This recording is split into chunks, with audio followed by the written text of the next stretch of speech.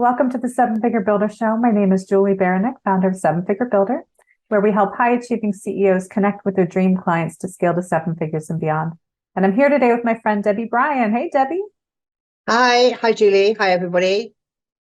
I am thrilled to chat with you today. We're going to talk all about leadership and some amazing topics, so this will be a lot of fun.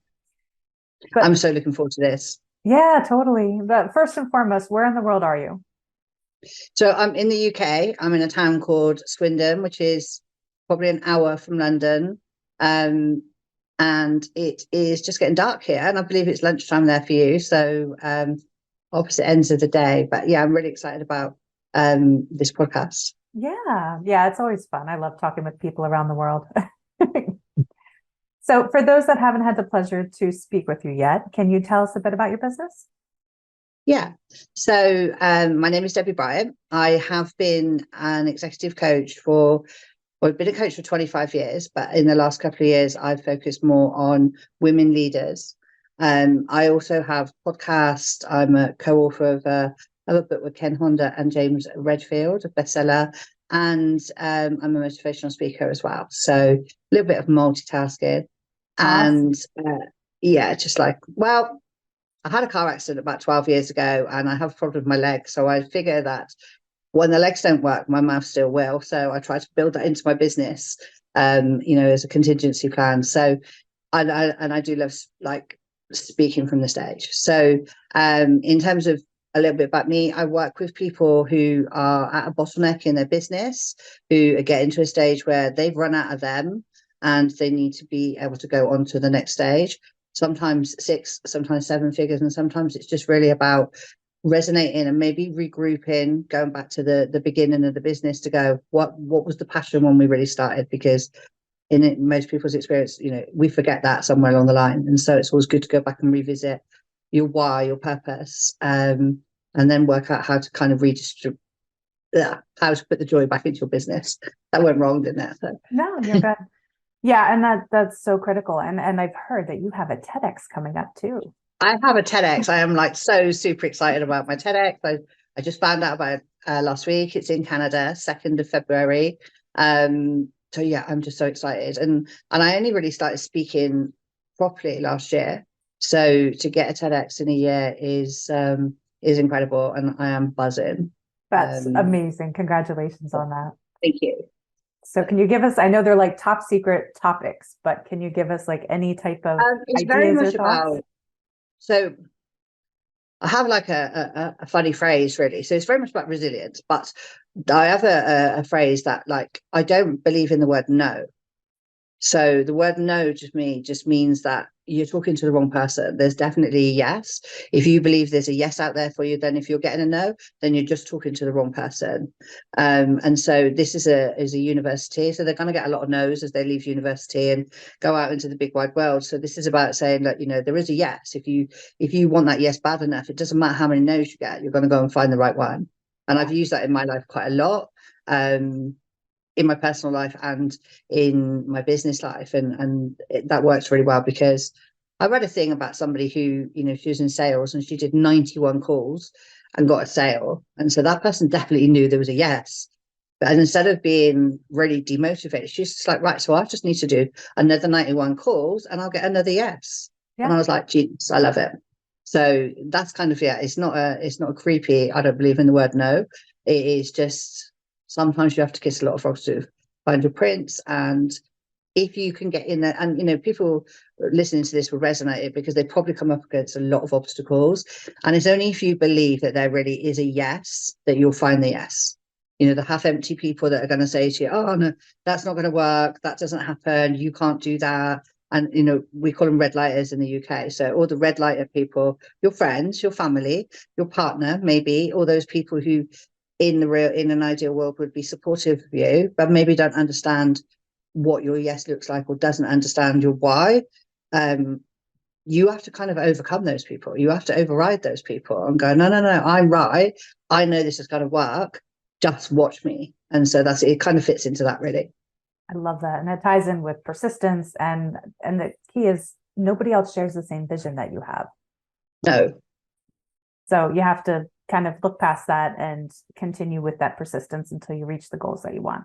Oh, most of my friends, like my friends who are entrepreneurs, we're like the Chandler out of Friends. Like nobody really knew what his job was. Everyone liked it, and I'm like that. If I go to my local pub or something like that, my friends have no idea what I do, no idea whatsoever.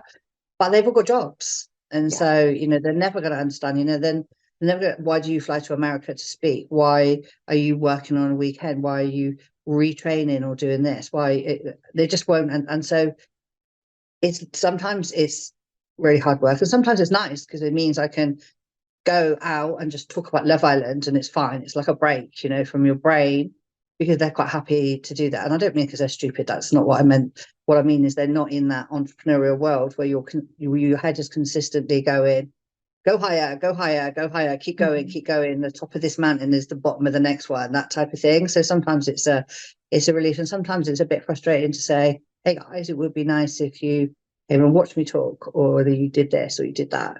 It's one of those things, Yeah. Entrepreneurship can be a lonely world. It can. And so often, no matter how hard we work or how much you feel like you get the word out, so often we feel like we're the best kept secret, right? Like, Absolutely.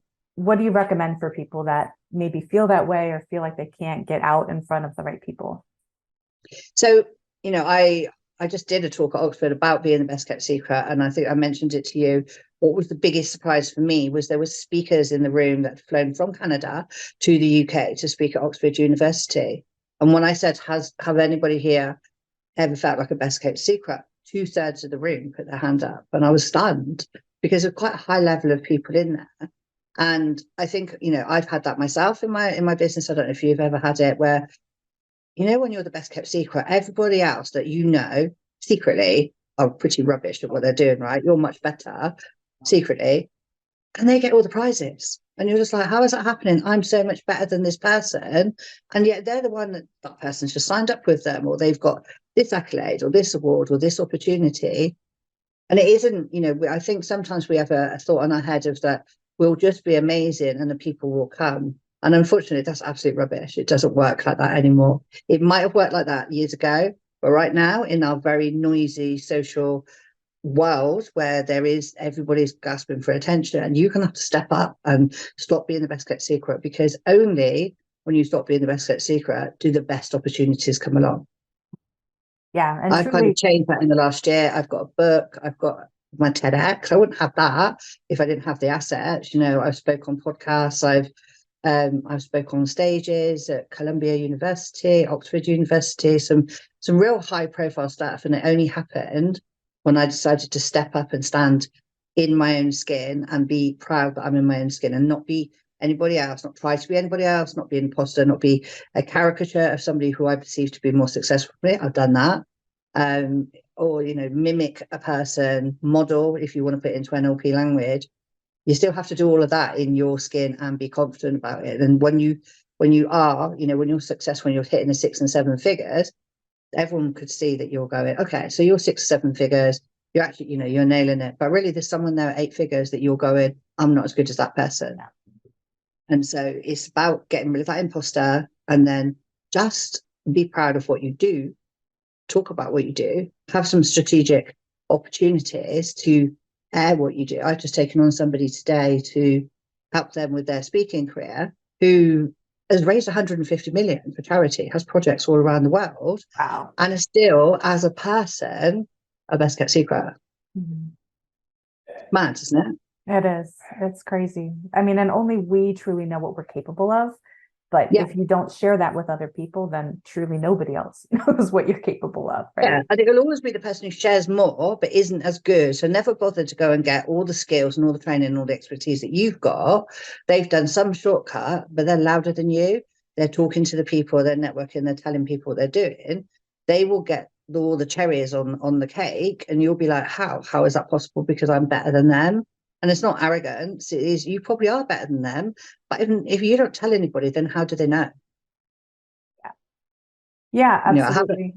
I have I was going to say, I have like a saying at the moment, which I've tried to live with, which is, it's about being the honey and not being the bee, right? And to do that, you're attracting the people to you. Okay. If you're authentic in yourself, when people see you, they'll come to you, the right people. If you're not, if you're pretending to be someone else and you're being a best kept secret because you're like, oh, well, I'm not as good as that person, I'm not as good as this person, or I'm not really sure about what I'm doing, and I've been winging it, and somehow I've got to this situation where just by pure luck and, you know, the seat of my pants that I've got to there, you're not going to go and talk about it. And you're probably going to attract, you know, attraction is magnetic. You're going to attract other people that are like you in the situation that you are right now. Yeah. Which are the ones that you don't want. Yeah, absolutely. And I love that you're, you know, getting on all sorts of stages and be able to share what it is that you're passionate about. And what do you recommend for people to get that visibility? Like, to be able to, what stages do you feel like are the most effective, or what do you recommend for people to get that word out? I think, you know, years ago, everybody was like, just flip your phone around and go live on social media. So you can start there. You can start with like nothing, no budget, no PR, no nothing. You can just kind of go onto your LinkedIn and maybe do a video, or go onto whatever social platform you want to be on. Just turn it around and talk about what you do, talk about your product, talk about someone that you've had a success with. You can start really, really tiny with something like that. You can, if you're somebody who's good writing, then you can kind of get articles on things like Medium. There's loads of free magazines online that you could be interviewed, and you just fill it in, and they actually put a really good interview for you. So that's great. And the thing is with all these assets, like when you get something like that, I call it an asset, right? They all come up on your search engine. When somebody starts searching for you, all of a sudden all these little things that you do come up if you have a YouTube live. So I would recommend to kind of just talk a little bit, either written, you know, there's stuff called Medium where you can submit free articles, or just talk, because people buy from people. So if you become a personality, or get on a podcast, you know, there's loads of Facebook groups where people are asking for guests. You don't even need to start your own podcast. There's groups where people are asking for guests to come on. And if you are an expert in what you're doing, you know, if you're a successful CEO, you have something to share. Yeah. So that's where I would start. It's not about going and getting expensive books, or, you know, obviously I had the TEDx, but that didn't happen overnight. You know, I did some work in between. I had a week where I had an award, a book came out and the TEDx came out, and it made it look like everything just happened. But actually, that was 6 months worth of work. They just all came along like buses and turned up at the same time. But I think the best thing you can do is just talk about your successes. Yeah. And in the UK, it's seen as a little bit braggy to kind of go, look at me, I'm amazing. Look at me, I'm great. But if you want your clients to know about what you're doing and how much better you are than that person, that you're like, what about this person? How are they getting that? You have to tell them. You know, put it this way: if you went into the supermarket and you go, I don't know, do they do this over in Maryland, where, you know, you have like a cut of meat and then you have the finest one, the good one, where it tells you where it was born, where it died, you know, like what its brother's called, all that sort of stuff. Yeah. And so you're going to look at the two things. They're not equal.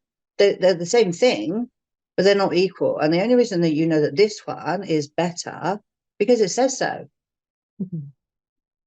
It just goes piece of chicken that's run around and it's had fun and it's been on the merry-go-round and it's eaten beautiful food and it's got cousins, and you're going to go, oh, okay, I don't really know much about this one, but it's a great piece of chicken. Or this one, you get involved, you get engaged, and you engage in the story. And so I'm not saying that we're all pieces of meat, obviously, but, you know, if you educate people on how much better you are, then you'll become the natural choice. Yeah. Yeah. And You're absolutely right. Yeah. And that's where being the honey is. Instead of going out and being busy bees and trying to attract people and stuff like that, being the honey is like, people come to you. So if you set your stall out and say, look, this is the reason that you should buy from me, this is the reason that you should buy my product or my service or work with my business or whatever it is that you want to do, if you set out and said, these are the good reasons, and then obviously people get to see that. That's not just on your bedroom wall and no one gets to see it unless they happen to see you be in your bedroom, then there's an opportunity for someone to make a choice.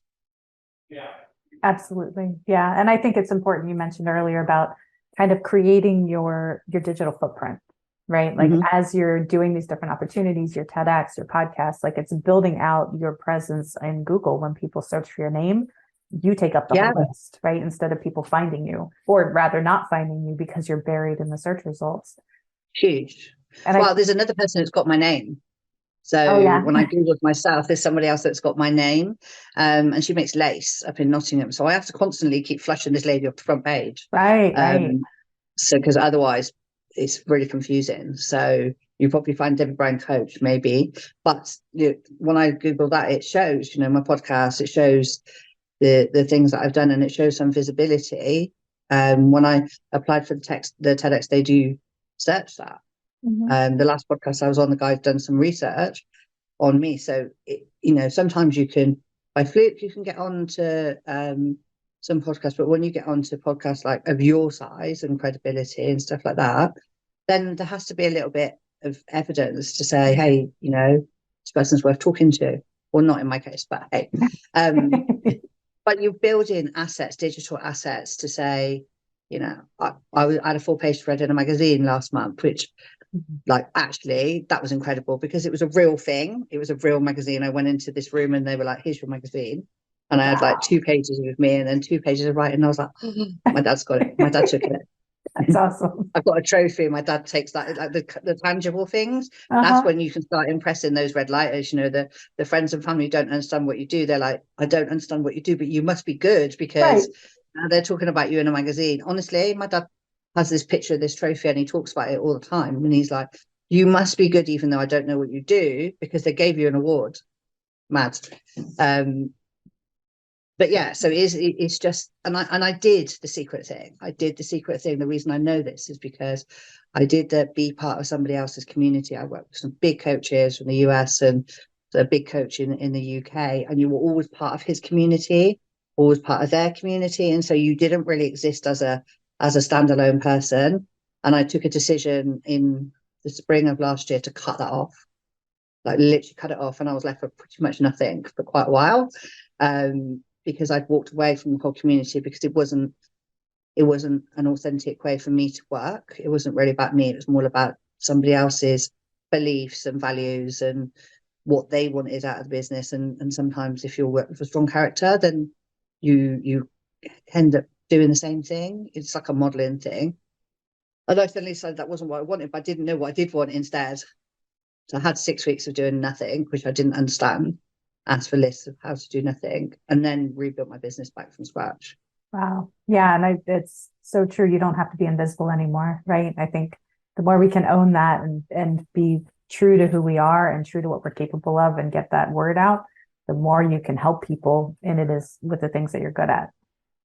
And for your listeners, for the people who listen to this podcast, I suppose one of the biggest things is like all of us have something that we think is really ordinary. You do something and you're like, yeah, I just do this thing, right? And to other people, it's extraordinary. It's amazing.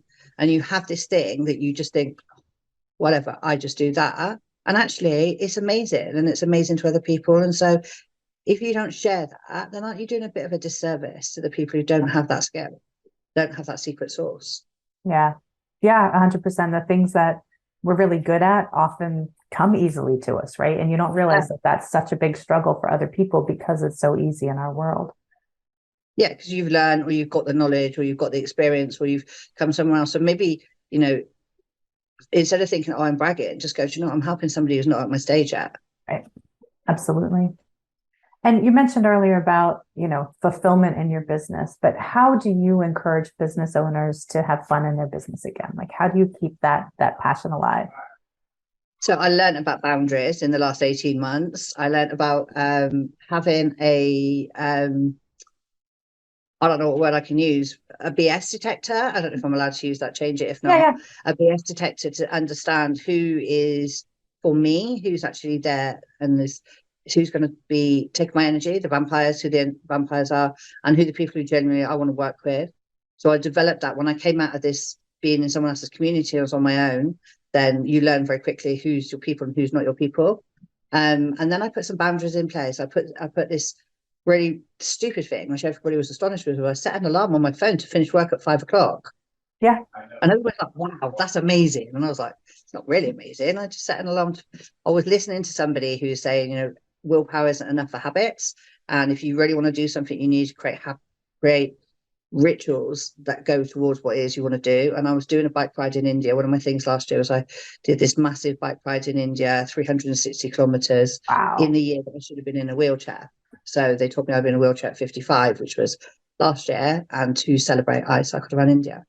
And so when it, it's just, it was a bit mad, really. I just kind of on a whim said I'd do it. And all the time very, very terrified, to be fair, that I was never going to be able to achieve it. But in order to be able to do that, I had to set this alarm at 5 o'clock, because what I was doing was working, say, here. Sometimes I work in the house, and sometimes in my home office. And so at the moment, I'm kind of in my kitchen dining room. So I'd go here till 7 o'clock, and then I'd go over there and cook dinner from 7 o'clock, and there was no gap in between. So I was like, well, how am I going to find some time to train to do this bike ride, so I don't have to sit on the bus for a week and be miserable? And so I set this alarm for 5 o'clock, and it was mad. It's kind of life changing, because I had this a whole evening. So I was like 2 hours where I could do anything that isn't working, isn't listening to a podcast, wasn't eating. It was do anything. So sometimes I'd go to the gym, sometimes I'd go and just do the things that made it okay for me to cycle on a weekend, because the training took a long time. So that's one of the things that I teach from clients is, where's your boundaries? Where's your boundaries that keep it healthy for you? That's the first thing. The other thing we look at is, what are you still doing that is a £10 task? I don't know if you know what that is, but a £10 task is, what are you doing that you could pay somebody else 10, 11, 12 pounds or dollars to do, because that's not your value. And so again, that's something, there's a time bandit that's literally taking time away from you. And it might be because you think that you're the best person to do it, but 99% of the time, you're not necessarily the best person to do it. There'll be someone else that can do it just as well as you. That's a control and a leadership thing of how you become a leader and how you manage people. I had a client who his business was growing in food, did like the graze boards and stuff like that. And he said to me, Deb, I spent 4 hours washing up the other day, and you were sat on my shoulder. And I'm like, that's £40, but you don't have time to interview, to get a team, to, things that needed doing, like the website needed doing. There was marketing and stuff that needed doing, and instead he's 4 hours washing up pots. So yeah, it's crazy, isn't it? When you say it, it's crazy, but for him, he was like, well, no one else can do it, and I don't have time to recruit anybody else because I'm too busy doing them. Right. So the boundaries, so again, that really comes under the boundaries, like the boundaries. What £10 tasks are you doing that you can outsource? What person in your team, I love personality styles. So what person in your team have you got doing the wrong job?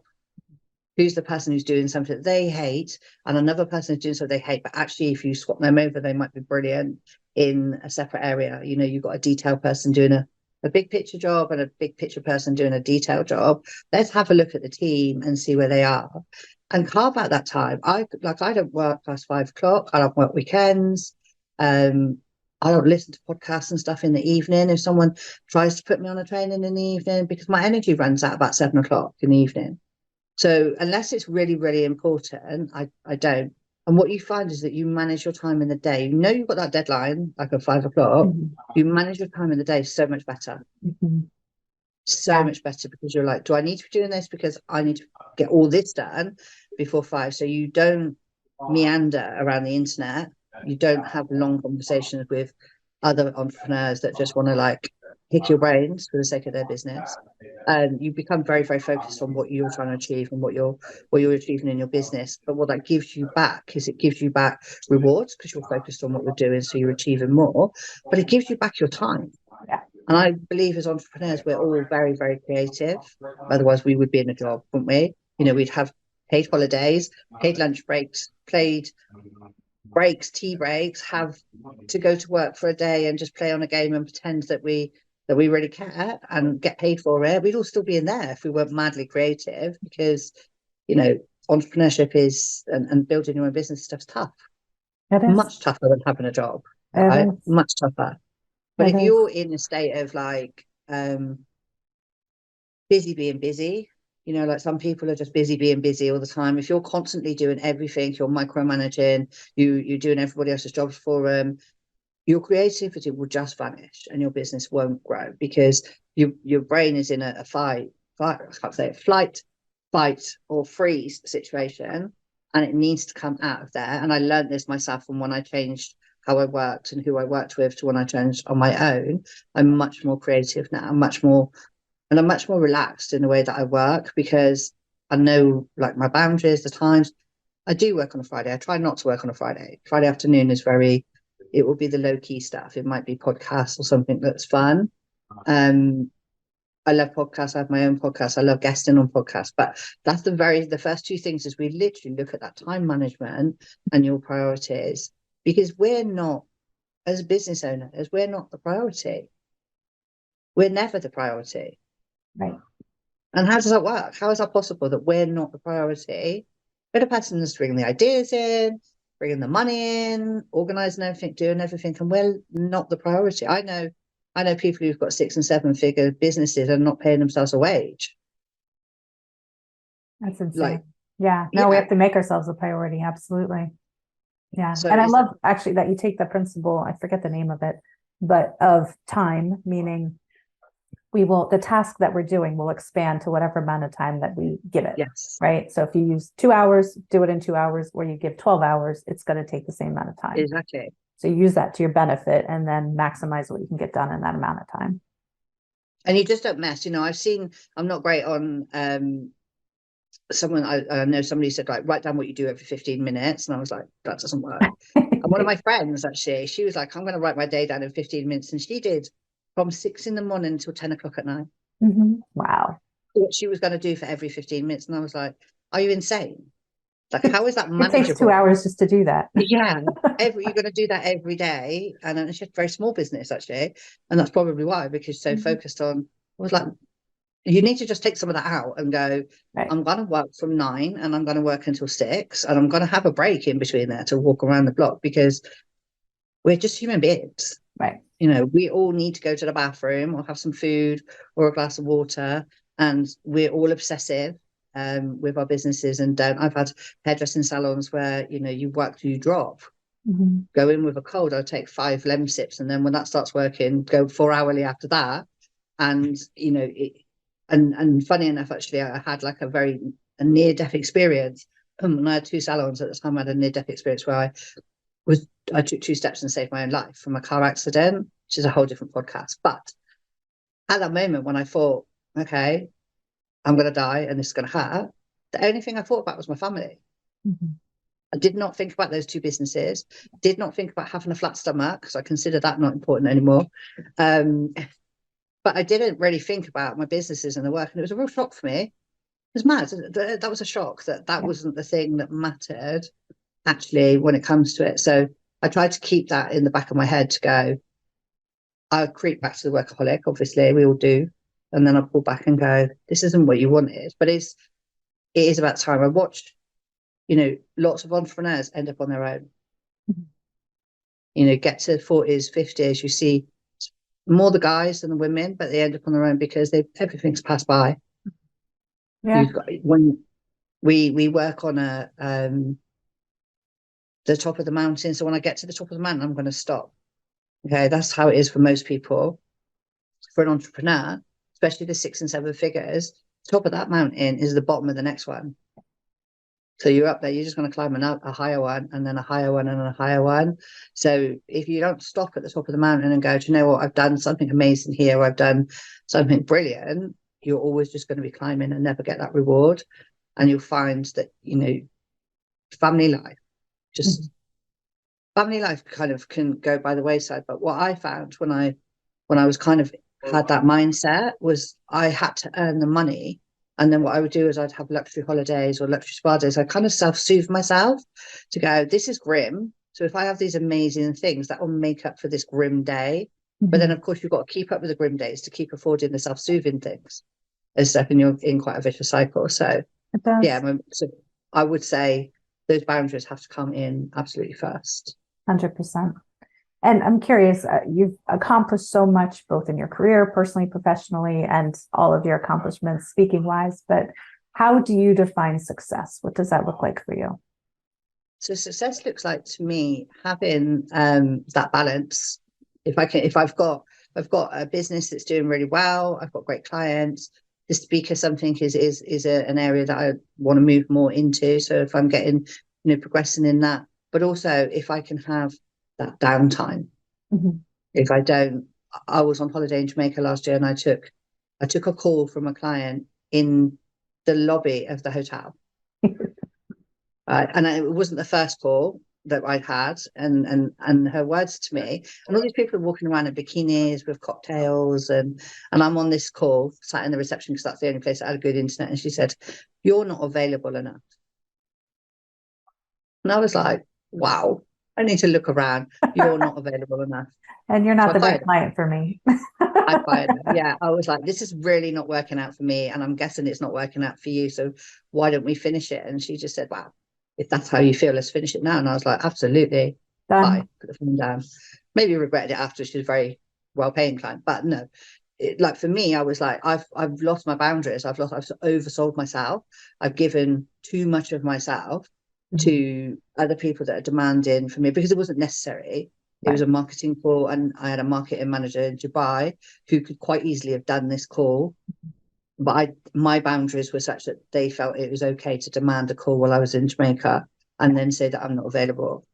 So I was like, I've done something wrong, madly wrong. And so that's kind of, for me, was success is not doing that.